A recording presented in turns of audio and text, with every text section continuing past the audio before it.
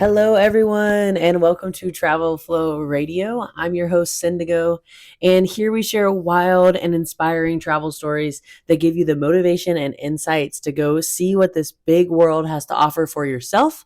So, thank you for tuning in, and I hope you enjoy today's episode. Happy New Year, everyone. Hi, hello, and welcome back to Travel Flow Radio. I hope that everyone's new year has gotten off to a great start.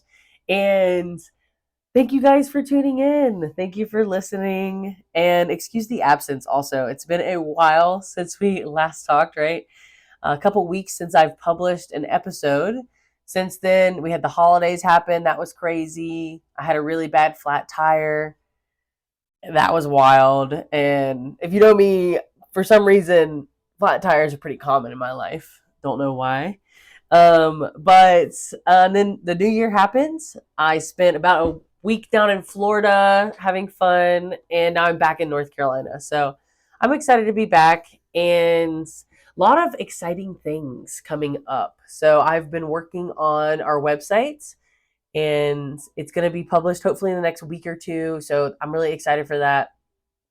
Going to be a great fun space to check out everything Travel Flow Radio. There's also going to be a huge list of resources on the website that you can use to make your travels easier. So definitely take advantage of that. Check that out. There's also going to be a new mini series out on the podcast. Still workshopping the name. So that will come to me soon. But pretty much this mini series is going to be a little... If anybody wants to send in any short stories on email or through Instagram DMs, voice message, however you want to get these stories to me, anything that maybe you don't want to come onto the podcast to talk about, it's too complicated, maybe you're shy, whatever it is, you can just email in your short stories and I will read them aloud on a group episode of like a couple stories in each turn. And should be really exciting. I think it'll be super inclusive, and anything that maybe your favorite travel story, something that you think that would give great insight for other listeners and other travelers, or anything that you're super passionate about. But really, there's no limits to the topics of these episodes, of these short stories that you can send in. Definitely get ideas from previous episodes. Also on our Instagram, on our website, on our newsletter, there'll be plenty of ideas for you to bounce off of to send in stories. So I'm super excited for that one. You can go ahead and start sending in stories if you'd like. So travelflowradio@gmail.com. Super easy email. You can just email in your stories. You can also find us on Travel Flow Radio on Instagram. That's the username. We got really lucky getting that one. DM me, send me a voice message, whatever it is. These can also be anonymous, right? If you got something really juicy you want to share, you can be completely anonymous. So just keep that in mind. Feel free to send me your stories. I would love to hear them. I would love to share them on the podcast. Other things been working on. Just really excited. Just really excited to see more where this goes. It's been a learning process for sure. Like I said, sometimes you got to slow down to speed back up. And that's pretty much what I've been doing here through this whole podcast process. Because pretty much I'm doing it all myself. I'm doing all my editing. Been working on my website all myself. Might get somebody to help me with that. And yeah, I'm taking a lot of pride in learning it all myself, but it is just a huge learning curve. So thank you so much for your patience, and I'm really glad that you're here.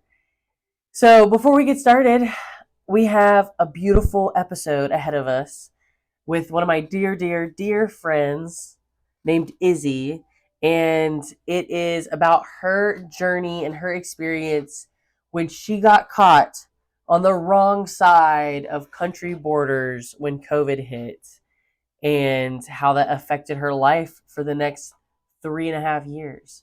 So you're going to love this episode. It is really fun, and I hope you enjoy. Thank you. Hi everyone, and welcome to Travel Flow Radio. I'm Syndigo, and today we're recording in my friend's lovely home outside of Asheville, North Carolina, on top of a mountain. So I'm super excited to get this episode started. We do have a guest on our episode today. Her name is Izzy. Welcome, Izzy, to the podcast. Thanks, Cindy, for having me. Of course. I'm so happy to be here. Awesome, me too. Yeah. I love when you're at my house. Yes. And I love being here. And Izzy is one of my dearest friends. We've known each other for a few years now. We met each other working as zipline guides out here in Asheville. Yep. And since then, we have shared and gone to countless salsa nights together. We have. Always been there. Lots of margaritas. Lots of margaritas. We've always been there for each other when we need somebody to talk to the most. Yeah. And of course, have shared lots of laughs and good times. So I'm really excited to hear a little bit of snippets of Izzy's story. She was living in Denmark for a while, so we're going to hear a little bit about that and how she got torn away from her home away from home, which she thought was only going to be a week-long vacation and ended up being a 3.5-year lifestyle change. A relocation. So really excited. Now Izzy is studying to become a somatic intimacy coach. So she's absolutely stunning and she's so smart. And I am so excited for you guys to get to know her today on the podcast. Oh, Sydney, you're too kind. You gassed me up, making me blush over here. Oh, well, we'll just open up the floor for Izzy and let her talk about herself a little bit. Yeah. Tell us where she's from and why she decided to go to Denmark. Yeah, cool. So my mom is Danish and my dad is from the Caribbean. And they met in St. Croix when they were young, like my age. I'm 23. And then they moved to North Carolina and then eventually to West Asheville, which is where I spent most of my younger years. Lovely. And I grew up in Asheville. You know, there's not many of us left from here, but here we are. Yeah. And I had traveled a lot to Denmark when I was growing up. I first started traveling alone when I was 14, actually. Wow, to Denmark. Yeah, so I would go for a month at a time every summer to go see my friend whose name is also Isabel. Oh, cool. Yeah, our moms were both friends when they were like in high school, I think. And then they, parted ways. Life happens, got married and both had first daughters and named them both Isabel, surprisingly. Oh my gosh, that's so cute. Fun, yeah. Like on purpose? No, did they plan that? Oh my god, that's so cool. And we spell differently, but yeah, that's fun. So I would go for a month and I would stay over there with them and we would just do what teenagers do. We would just drink and smoke cigarettes, get into shenanigans. And, that's awesome. The laws are a little different over there, so that's when I first started to travel alone. And then I ended up in Denmark in 2019. I moved there in September because I had been to international school in Helsingør in the fall of 2018 and just kind of was realizing that it was time for me to make a big step away from my home. And I knew that was like kind of coming. I was kind of itching to travel, I had done an abroad semester in Asia. Before then, it was 83 days in Southeast Asia, and that was amazing. 83 days. 83 days. In Southeast Asia. Traveling by bus and by boat, and that was totally awesome. Did some homestays, ate a lot of food. That sounds like a great trip. God, it was amazing. And then, I went to international school. All my friends were going to college, I was freaking out. My dad was like, dude. All these pressures to, do these expectations. I know, meet these expectations of others. I really didn't know what I wanted to do. And so, I had gotten into international school and in Denmark, and it was a semester program, like a similar gap year thing. And my dad was like, "Just go there and start there, and you'll figure it out," which is the best advice he has ever given me. So I didn't even apply to any schools. Didn't even apply to college. Oh, you just went out there. I just left. Then I just left. Did you end up applying and going to school out there? No. Well, actually, that's not true. So when I did school, came home. Had a whole falling out with my whole high school friend group. And then that was really insane and hard, but it was necessary. And I love them all and they're all off in the world doing their own really cool things now, which is good. But it was just time for us to part ways. And yeah, and then I just like, you know, worked really hard for 10 months, saved up like a bunch of cash, bought a one-way ticket, and just got my backpack and just went to Denmark. I had no place to live. Oh my gosh. I had no job. But you had some friends and some family. I had some friends. Well, that's good. I had my Aunt Heidi, who was living out there. So that was kind of how I made my way out there. And nice. Yeah. And then what major differences did you notice like right away? I mean, I guess you were kind of used to it because you'd gone there for a month. Well, yeah, so and my mom is Danish, you know, so I'm a Dane. I have dual citizenship, which is totally rad. That's super cool. Yes. Yeah, I was wondering about that too. Yeah, I have 2 passports. That's awesome. I have them actually right here in my bedside stand because we're in my bed right now. Perfect. Oh my gosh. So you can look at it if you want. Sure, I'll take a look. Yeah. So 2 passports. That's awesome. Dual citizenship. So like, yeah, Denmark's a part of the EU. Yeah, they're part of the EU. Like, so I have wow, this is awesome. Isn't that cool? Wow, I wish I looked more like you so I could just borrow this. You can borrow it anytime, girl. Oh my god, how old are you in this photo? I don't know. I think I'm 18 in that picture. That's awesome. Well, it's so funny actually that you say that, because I was looking at pictures in preparation for this podcast, and I literally was looking at pictures of me from that time, and I feel so different. Yeah. Like I feel like I'm not looking at the same girl. I feel that way when I look back at myself from even like a year or 2 ago. And oh my it's god, just crazy how much you change over a year. So you were already pretty much used to like Denmark and the kind of the lifestyle of so like but being there. Denmark is weird. So like because I'm familiar with the culture, but am I comfortable with the culture is a different story. Yeah. Because what is uncomfortable about it? Yeah, so you know, we grew up in the South. People are talkative, communicative. Chit-chatty, yes, like holding warm, the door. Yes, like you'll talk to the stranger behind the counter for 10 minutes. You know, just like, you know, and then suddenly you know that all about their family and whatever. And about the surgery they're about to have, right? Yes, and then you'll see them again next week and you'll be like, how was your surgery? Right. So like you develop how's your mom and them? Yeah, right. Which I love that. Me too. I love that. Yeah. When I was growing up, we had a lot of community. So I really love communication. And so it was really hard in Denmark, just because my mom, I actually have a specific memory from when I must have been like 10 max. And we're in Denmark, and there was a guy and his daughter like walking down the street. And we like walked by them, and I was like, hey, how's it going? And mom was like, don't do that. I was like, why? And mom was like, you know, if you talk to people, they're going to think that you're trying to sleep with them. Oh, shit. Which I don't know how true that crazy. Is. But it cracked me up, because Danes they don't talk to each other. That's just so crazy. In public. To me. That's not Danes are very loving. They're very loving. They say Danes are like coconuts. Oh, they have a hard exterior, and then when you get into the inside, they're very sweet and very loyal. That's cute. Danes are loyal. I didn't know coconuts were loyal. Yeah. You just haven't met the right coconut. I guess I haven't. Don't worry, you'll find your coconut family. Yeah.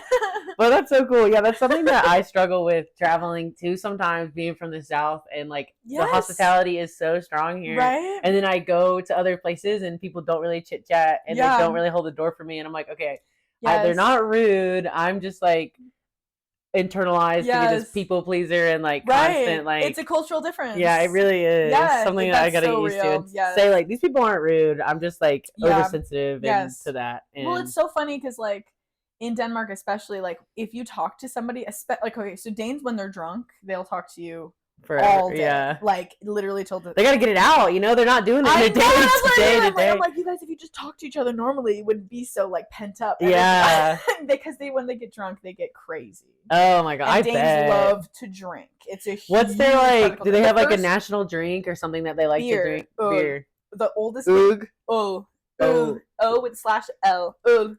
Nice. I'm not even gonna hear the podcast and be like, "That's horrible." Is how she said it. No, but they drink a lot of beer. I think it's like one of the very first words in the Danish language that was written down was oh my gosh, wow. Yeah, because they're Vikings, you know. Yeah, that's so cool. They drink a ton of beer. Is there still like a lot of like Viking-esque? Yes, and everywhere? They're like, we are Vikings. Like Danes are so like, I love it. It's so fun, and that's so cool. Yes, they're very proud of their heritage, and Danes are like. Yeah, Danes are not very warm. They're very cold. Danes actually can be very insulting. Just like very like brutally honest. They're very honest, and sometimes like my cousin was visiting a little while ago, and not to throw him under the bus or anything, but there's moments where he'd say things, and I'd be like, "Damn." Yeah, like maybe keep that to yourself. Yeah, I'm like, why? I told him once, I was like, "You sure know how to make a girl feel good about herself." Oh my god, yeah. He's like, they'll be like, "No offense," but like, and then they'll say something that I'm like, "Why would you even say that?" Like, yeah, that is really offensive. Yeah, just because you put no offense in front of it doesn't really make it right. Yeah. But yes, Danes are wonderful people, but they're hard to get to know. So it was very hard to make friends, and I'm a very like friend person. Yeah, for sure. Luckily, I had friends already there, and then met their friends, and then some friends from international school. Yeah, built a little community. Yeah, so well, that's good because that's so important when you're traveling too, to find community and like a sense of belonging, especially when you're alone. Yes, and that was important. Honestly, when I reflect back on that time that I lived in Denmark, it ended up only being 10 months because I got trapped here with the pandemic. But in that 10 months, I would kind of highlight that if I could use 2 words to describe it, the first one would be lonely, and the second one would be enlightening. Because I learned so much about myself, and I had these really deep, crazy connections. With these certain people, and I mean, it's just wild. Yeah, you learn so much about yourself when you're figuring everything out on your own too, and you're trying to navigate this whole other culture. Well, it felt like I was in like a simulation. Like I felt like it was like a game, you know? Like it didn't really feel that real. I wonder why. I don't know. Why'd you feel that way? I don't know. I think I'm generally kind of like I'm kind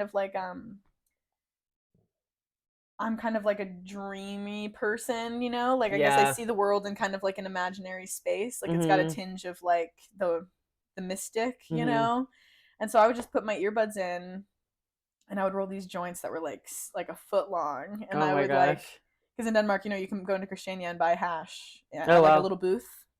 Like it's not legal, but it's like a thing there. Yeah, and so like all these guys have like little booths, and they're like selling hash and weed and whatever. And so you just roll a long joint with hash, and you can like, I would just like walk around Copenhagen and just like, because it was dark.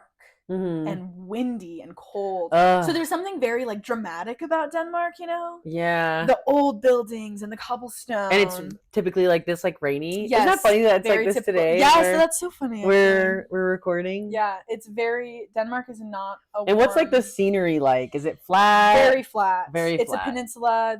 It's very small also. Like Denmark's a very small country, and the peninsula, like the wind will blow right across, just whipping. Oh yeah, and it comes right off the sea, so it's like wet. Oh too. gosh. So it'll like that's like bone chilling cold. Yeah. Did you go swimming in the ocean? Actually, there's a sauna in Helsingborg, which is right across from Helsingør in Denmark. It's like a 20-minute ferry ride to Sweden. Oh, cool. And then they have a sauna right on the coast there. I don't know if that's the Nordic Sea, but basically like you would like go and be in the sauna, and there's like 2 walls worth of windows, and you're like, it's all hot, and then you go out and jump in the Nordic Sea. Oh and wow! Come back into the sauna.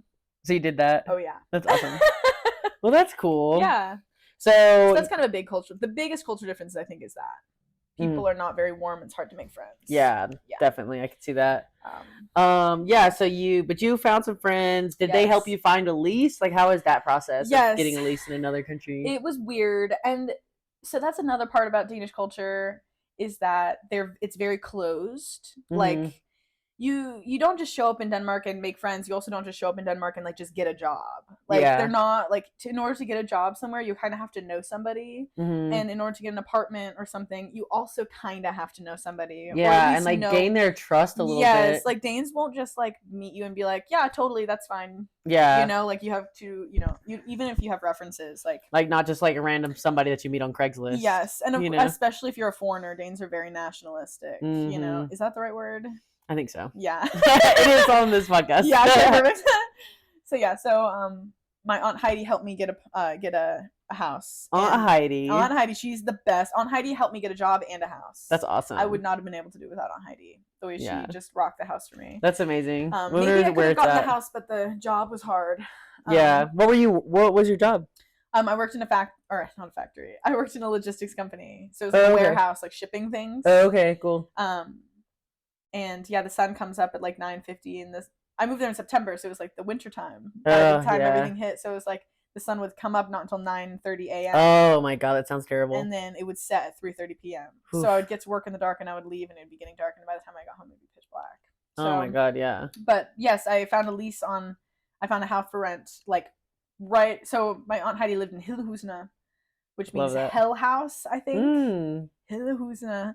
Hillehusene. Yeah, and it's right outside of Roskilde, which is where they have this huge music festival called Roskilde Festival. Oh, cool. And they have a big university there. Did you go? No, but I was like, dope. I can go to Roskilde Festival. I can go to Roskilde University, RUC, and it's also like a 35-minute train ride from the center of Copenhagen. So I was like, this is a perfect place for me to be. Perfect. So I planted my booty right there and moved into this house that was owned by this really nice couple. Mm-hmm. They were so awesome to me. They were a Danish couple? They were a little older, and they owned the house across the street. So if I ever needed something, oh, that's right nice. That they're like not there, but they're right there. Yeah, and he was so cool. And they weren't like overbearing or stressful or whatever. But he was trying to sell the house though when I moved in. So it was a month-to-month lease. Mm-hmm. But I moved in with one guy who I literally probably saw 6 times. His name was Matty. He was Danish. Oh, 6 times with him living there. Yes. Wow. I never saw him. He was a ghost. And then I moved in with this other guy named Ayup. And Ayup was half Turkish, half Danish. And he was like, I don't think he was in a gang, but his friends were. And he was... a little sketchy? No.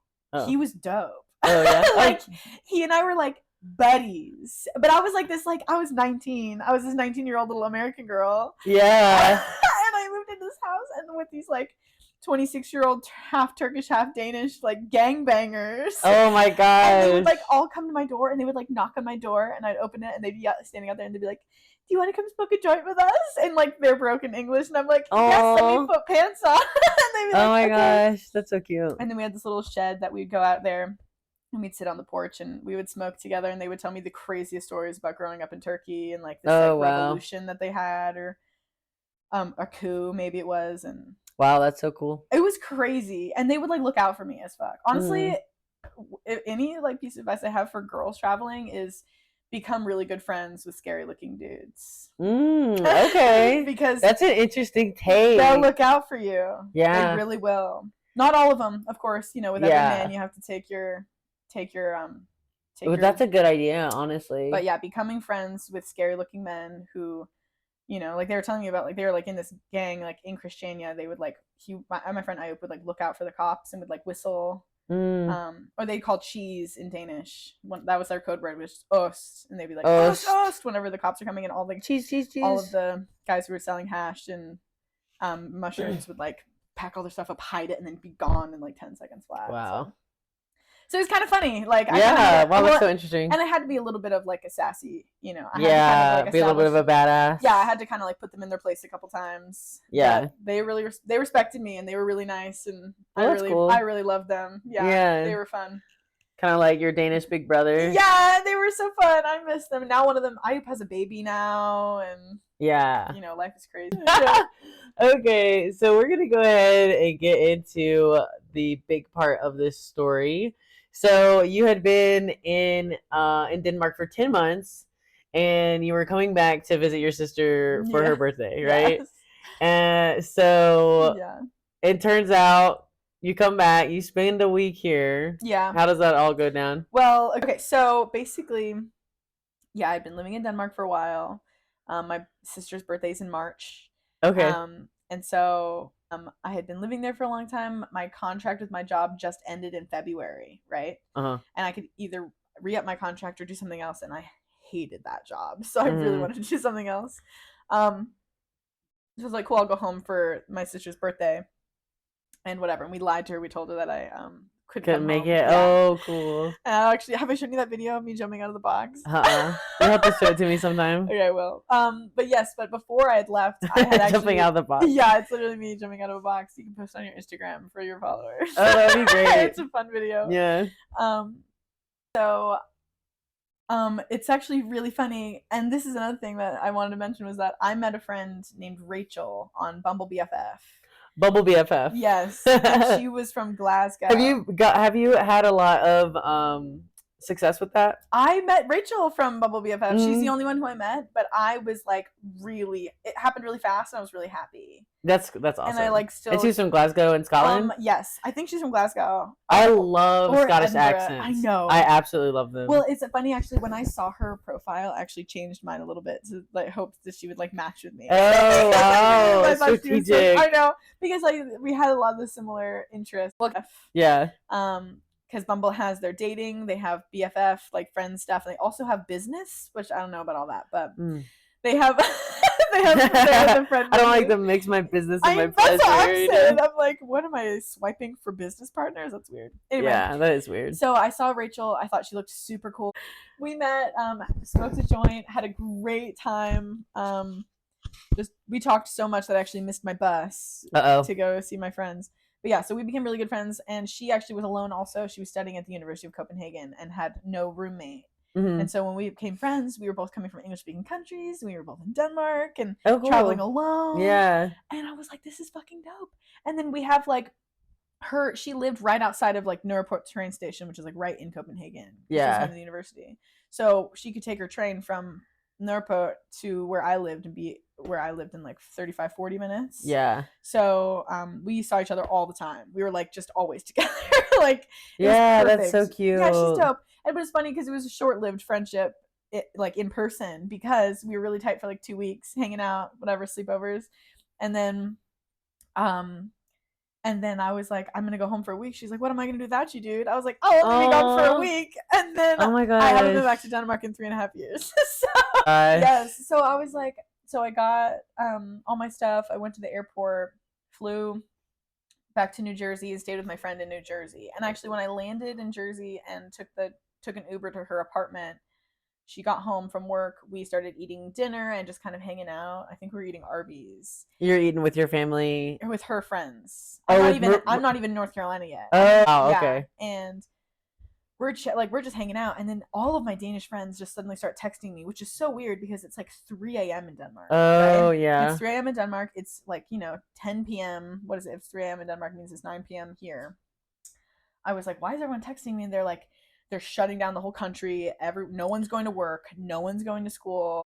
The Danish government donated like something crazy, like 8 billion Danish crowns to the people. Oh, okay. And was like, we're paying 90% of everybody's salary. Nobody gets fired. Nobody loses their job.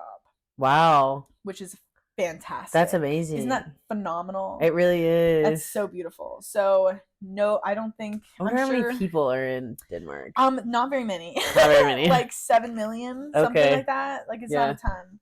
Wow. Yeah, there's like that's not very much at all. There's like 2 million people in Copenhagen, and there's like 3 million bikes or something. Oh wow. Yeah. That's so cool. Yeah, but yeah. So I was in New Jersey. Everyone starts texting me. I felt like this is like the day you get back. Literally 2 hours after I left the airport. Like 2 hours after I left the airport, I'm in Sienna's apartment. It was like, in those movies whenever you see like an explosion and you're like running from the explosion. Yeah, like, and it's just like catching up with you. Oh, that's a great visual. Yeah, that's exactly how it felt. And yeah, and then I was like, well, I guess I might be in the States for a little bit longer, but all my stuff was over there. I was supposed to be here for a week, so I brought my like a duffel bag. Yeah. And I had like a few pair of pants and like a couple tops and like my laptop, like I didn't have anything. Yeah. And then I flew home the next day, jumped out of the box, surprised my sister on her birthday. So cute. So cute. So fun. She cried. Aww. Which is funny because she's such a black cat. Yeah, she's like a harder shell. She's kind of like badass. She's a tattoo artist. Just if that says anything. Tats by Maria. Tats by Maria. Shout her out. Asheville, North Carolina, private studio. Tats by downtown. Maria. She's really good. She's great. Yeah, and so that all happened, and then a week later I missed my flight going home because of COVID. Because the pandemic had happened and the whole world was shut down. And the whole country was closed. So Denmark was shut down, and then the next day when I was flying home to Asheville, Trump announced a travel ban with Europe. So we weren't allowed to travel back and forth between Europe anymore. Oh my gosh, that's so intense and just like such a shift that you can't control. Do you know what's so crazy? That it was like I was home, but this was not my home anymore. Not anymore. My home was there. Yeah. So it was literally like this weird paradox. Being like, yes, I'm home in my house, but like I don't have a bedroom anymore. My bed isn't here. My social security card isn't even here. My social security card is in Copenhagen. Oh my gosh. With all my other stuff, like with all the things I had traveled all over the world, you know. Yeah. With all the things I had collected. All your little trinkets and memories. Yes, all of my everything was over there, and I was here, and just a couple days after the week was up, and I was, you know, officially like didn't know when I was going home. My landlord had texted my roommates. I didn't even hear from my landlord. My roommate had texted me and said, "Hey, the landlord sold the house, so oh shit, we got to move out of the house by the end of the month." And I was in North Carolina. Can't and I literally couldn't go back to Europe even if I wanted to. Like, I guess I could because I was living there. That's what's kind of cool about it, was that I was a citizen in the US and I was a citizen in Denmark. So I think I could have traveled. Oh, did you not try that? Other people couldn't. Oh, were you during that time? Were you worried that you would potentially get sick? Well, I was worried. I was more worried about. I didn't want to be in Denmark during the pandemic because everything was shut down. They were super strict, and also I would have been very lonely. Yeah, like I would have been incredibly lonely. Like, my whole family was here, my siblings, you know. Yeah, especially in such a time, because whenever COVID happened for me, I was really scared that I was gonna get sick. Yeah. Especially because I had to like come back from being out of. I was the opposite kind of situation of you, where I was stuck out of the country. Yeah. Traveling. I love that story. Yeah, it's a good story it's too. So good. And I was really scared that I was gonna get sick at first. Yeah. And then, you know, sometimes when things happen like that, you just want to be by your family again and just be together. Totally. So I definitely and it was like could see that. It was like February, you know? Like it was like, no, I guess it was March. But it was like cold and dark. I had done almost the whole winter there. Well, had you like had no like worry? Like, had you heard about COVID and like worried about it, but like didn't think it was gonna get that bad? I was not. I honestly, I did not expect that to happen. Me neither. I literally thought COVID was going to be like a 2-week thing that I camped out for, and like where the world would continue. Like, do you remember when the whole Ebola thing happened in Africa? Yeah. I felt like that's kind of how it registered in my brain. Was like, there's this disease, it's out there, it's killing people, that's horrible, but it's not. It wasn't like close to home. Like it didn't really like I didn't really register it. But I think I had COVID that January. Before I went to Denmark, or before I came home from Denmark, because that's so crazy. I was so sick for like a week and a half. I was like really, really sick. Wait, but the week before you went home for Denmark? No, it was in January or February. Oh, okay. So it was like a month or so before everything shut down. And I'm pretty sure it was COVID at the time, but I don't know. Wow. Yeah, and so what was it like for everybody back in Denmark? So they couldn't leave their houses? No, it was they were very strict. Like they were on lockdown for a long time. Like a curfew, or just absolutely like nobody leave the house? I think that it was pretty much like don't leave the house unless you need to. To get like groceries? For the first chunk of time. Yeah. Yeah, and then there was the curfews. There was like certain bars are open, other ones aren't. So it was pretty intense. Yeah. Did you know anybody there that was traveling like kind of more openly that got stuck? No. Most of your people were like there, residents. Well, and Denmark is incredibly like I know that you were in, where were you? Chile? Mm-hmm. Like Denmark's infrastructure is supreme. Like they know where everybody is. Oh wow. They like, you know, not in like a Big Brother kind of way. Like, yeah, I guess in a Big Brother kind of way. But like they are like, they know what's going on, you know? Like every time you go to a train station, like you check in and you check out. Like they know where you are. And that's they so like crazy. know what you're doing. Yeah. And like, you know, they're there to take care of you. Like they say if you're homeless in Denmark, you're homeless because you want to be homeless. Because the government like does not let their people suffer. Like they're the happiest country in the world, not because that's crazy. Not because they're happy. They actually have one of the highest suicide rates also. Because it's so dark and dreary. So dark, yeah. But they're the highest per like happiness index because they're so well taken care of by their government. Yeah, wow, that's crazy. At least they're kind of like trying to combat the dreary weather and the darkness. Yes, well, and they have hygge there. What's that? Hygge is like kind of what we have now, like the lights and like it's cozy outside. Oh, it's like cozy, but like more. I actually heard of that. Yes, I saw that like on a video recently where it's like no matter what the weather like is outside, you make your space like really cozy and like light a candle or something. So they would say, "Come over tonight and we'll have hygge together." And it's called hygge. Hygge, yeah. That's so cute. Yeah, there's a book about it. That's so cute. Yeah. Oh my gosh. Because it's so cold there, like, so they know how. They're like, come get cozy with me. They're like, yeah. Oh my god, we're participating right now. We're having hygge. It's so perfect. We're having hygge. That's so cute. They would say this is very hyggeligt. Hyggeligt. Yeah. Oh my god, that sounds like Piglet. I know. That's so cute. Yeah. Well, that's really cool. Yeah. So you're home and you're thinking what? Like maybe 2-3 weeks you get to go back? Yeah, I was like, maybe I'll be here for the summer. Like my parents were like, why don't you stay for the summer? And I was like, why don't I stay for the summer? And then, you know, when they sold my house, I was like, well, shit, I don't even have anything to go back to. My job is gone. Oh yeah, so you had to go collect your things. No. Well, you had to get somebody to go collect your things. Yes, I had to, and I was like, what am I gonna do? Because I had like nested hard. And so my Aunt Heidi went to my house. Heidi back into play. Yes. And so what happened was, so she has this like little stall in this place where she like sells things, you know. Oh, cool. Yeah, like I think you rent it. Craft fair. Yeah. I don't know how you like, but it's like you pay by the month, you know, probably like $150-200 a month, and then you can like sell stuff out of it. Yeah. And there's like a bunch of little stalls, but it's open all the time, which is kind of cool. So she she had a little booth, and she went over with her boyfriend. They took all of my stuff out, and then I was just kind of like she held on to all of it in her garage for a couple months, and then she texted me and was like, what do you want me to do with all this? And I was like, let's FaceTime and go through it. And I kept probably 10% of it, and then I was like, the rest of it you can either keep or get rid of, like sell it, and then just keep all the money you make. Yeah, because you did me a humongous favor. yeah, for sure. And, especially like, probably, did she live close by? Yes. Okay, well that's good. Yeah, she lives like probably like a 3-minute drive. Yeah, especially because it's like, you know, so it was so weird, like going to other people's houses at that time too, you know, right? With like COVID going on. Yeah, and like, yeah, it was just weird. She was just a G. She was just the best. A real G. Yeah, she's awesome. And yeah, so yeah, she just kind of removed all my stuff, and then the next year in 2021, my brother went to IPC in the spring term.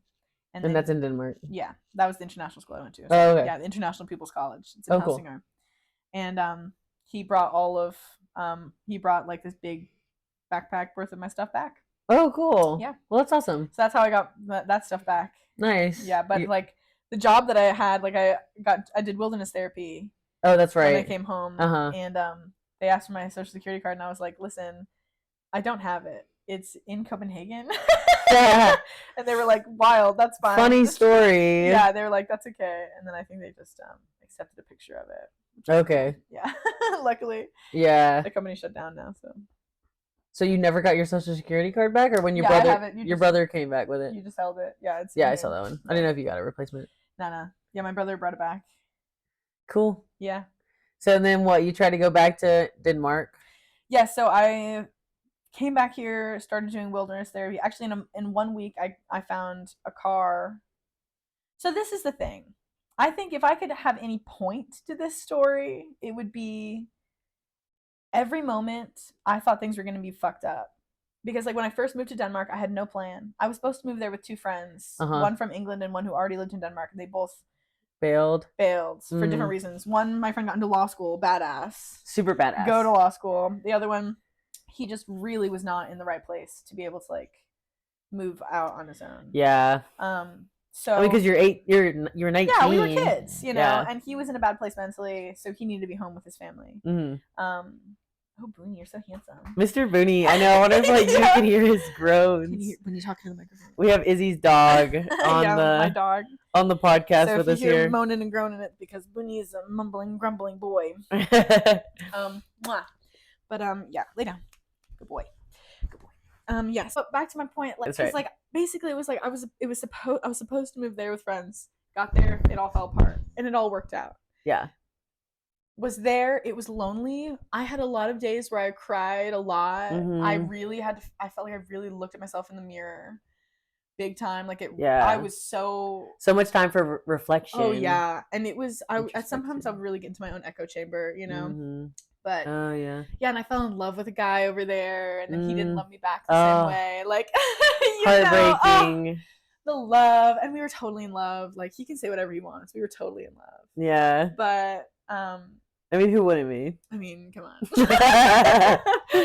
on. Yeah, but so it was just really intense, and then it all worked out exactly the way it was supposed to. Like, I came home, I got trapped here, and it worked out.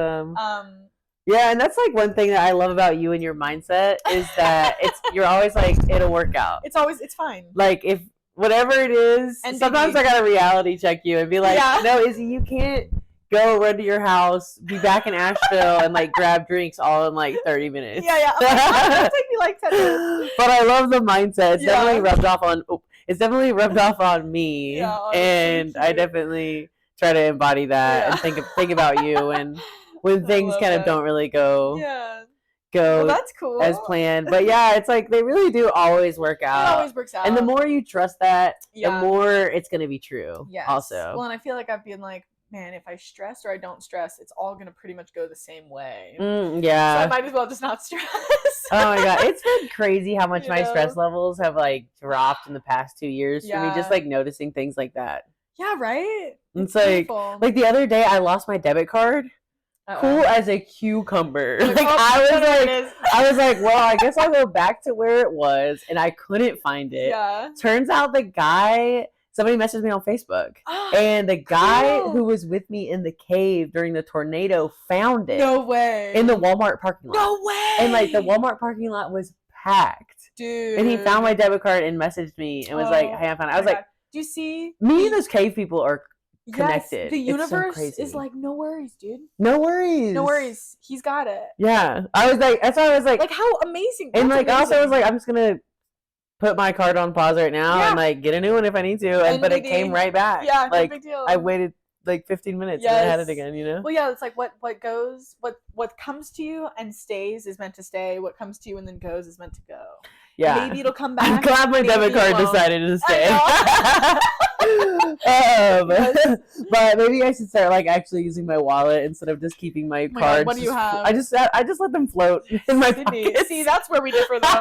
I'm like, no big deal, everything's cool, but I cannot just free ball with my debit card. Yeah, I'm working on it. They're in my wallet right now, actually. So we're winning. We're doing good. We're choosing to win today. I love that. But yeah, it is just like, too blessed to be stressed. Yes, like things always work out. Yes. And that's what you got to keep in mind traveling too. Is just like keep in mind that like it's gonna be fine. Yes, it's all gonna be okay. And like there is a level of like you have to keep your awareness. You have to be thoughtful and like intentional about being safe and staying healthy. Like you don't want to eat the ice from the street vendor in India because you're gonna get a parasite and you're gonna shit your brains out for 4 days straight, 100%, pretty much. Yeah, like our bodies aren't used to that, Yes, but you can, enjoy things, whatever. Basically, it all worked out. And then when I started that wilderness job, like a month later, I met the first love of my life, and he was amazing and wonderful. Still is amazing and wonderful. And we don't talk anymore. We're not that ended as dramatically as it began. So she's single, everybody. I'm single. A single Pringle. Yeah. So he was wonderful and taught me so much, and I fell madly in love with him. But if I had not gone to Denmark and spent all that time alone and in that introspective space and like really learned what I did, and then come home and then gotten trapped here exactly when I did, I never would have met him. He lived 2 hours away from me. He lived in Statesville. Wow, yeah. So, and lived there the whole time we were in a relationship. So like if literally I had not come home, gotten trapped, my dad had not been dating this woman who had worked for another company, and then she told me you should go work for this one because it's closer, and I was 20 at the time. And typically in wilderness you have to be 4 years older than the oldest kid in the group. So this company had a youth kids group that were 10 to 13-year-olds. So I could work with them, but I couldn't work with the teenagers, which was great because teenagers kind of scare me. Yeah. Teenagers are so mean. They really are. Oh my gosh. But, I can't imagine. Yeah. So And now working on somatica. And now I'm intimacy coach training. Yeah, and studying to be a sex educator. Yeah, can you tell us like a little bit more about that for people who don't really know what that means? Yes, so somatica is really cool. Basically, so it's not therapy. Like you go into an office and you sit down with your therapist who, has a master's degree and, has studied all of the neurological reasons for why we do what we do, Yeah. You can have a master's degree, obviously, to do somatica, but basically, somatica is a much more embodied practice. So, therapy, I think a lot of therapists are actually doing somatica in the group that I'm doing it in because they say they feel kind of restricted on the legal boundaries that exist, which are important. You have to have boundaries in order to keep everybody safe and to keep things confidential, and also to like make sure that everyone is conscious of what's happening in the office, but also it disallows kind of a personal level. So in somatica, it is sex and intimacy coaching. So we would sit down and work with anything in the realm of sexuality. It could be something as simple as I really struggle to approach people and flirt with them, all the way to I really want my partner to tie me up and I want him to wear this crazy leather costume and I don't think he's super into it. Yeah, and like working through like the shame of that also too, like the shame of your desires and your sexuality. There's a huge deshamifying and celebration factors. Those are huge tools in somatica. And yeah, so basically it's I would say it's the coaching in having the deepest, most fulfilling sensual, sexual, and connected experience in your relationships and within yourself. Well, that's amazing. Yeah, it's really cool. And I've worked with a couple clients so far and had really, really amazing sessions and really big results. I mean, that was when we first, well, not when we first met, but that first like 2 weeks of us knowing each other. Oh, yeah. Remember, I came and I did the somatic session when you were first starting off. And that was when I was just a baby somatic practitioner. Yeah. I still am, but And it was so funny because like, I barely knew you, and I was over here, and you were like, "Do you want to try this out? I need to get some practice." Yeah. And I was like, "Sure." Like, knowing nothing about it, not a damn thing, and then going into it, and then we started talking about like my yoni, and I was like, "What have I gotten myself into? I barely know this girl." But that's also what I love about Izzy is that you are so easy to get to talk to, and it's like I feel like we've only known each other 3 years, but I feel like we've known each other for like 10. I know, that's how I feel too. So like I feel like we're so similar, Sydney. And I feel like you're gonna be so successful in your somatica coaching journey because of how easily you can connect to people and open them up and make them feel comfortable. And I'm so excited. Well, thank you for sharing. Yes. If anybody is looking to work on their intimacy with themselves or their partners or their relationships or whatever, Izzy is a great resource and a great person to talk to. So I teach sex education on my Instagram. What's your Instagram? Pink Mountain Love. Pink Mountain Love. So it'll be in the show notes. Is there anything else you want to say? Just if you have the chance to travel, do it. I think everybody should. Don't be scared. It's intimidating, but it is. It shows you so much of like who you are and like how much you can do and how strong you are. And how it's not that bad. It's really not. Like going out in the world and like communicating with people and like meeting people and like it's really not that hard. But it's so fulfilling. It is so rewarding. Yes, and it's exciting, and then you come back with these crazy stories, and you get to share them on this podcast. Yes, and then you get to hang out with Sydney, and then I've met the coolest people I know in my travels. Yeah, for sure. And I'm so blessed. Well, thank you so much for sharing. I absolutely love you. I love you, Sydney. This is so fun. Yeah. And thanks everybody for listening in. And we will see y'all again on next week's episode. Bye-bye. Bye. Izzy went on to try to go back to Denmark once more after the travel ban was lifted, but she ended up getting COVID a couple days before her flight and had to cancel her trip. So she missed out on that one, and we had missed her saying that on the episode, so I just wanted to come back and give you all that information. But she finally went back to Denmark to reunite with her friends this past New Year's Eve, and she said it was a wonderful time being back. And also be sure to check out our Instagram at Travel Flow Radio to have a little snapshot into our recording day and more on backstories from people that I have on my podcast. So thanks again, and I'll see y'all all next time.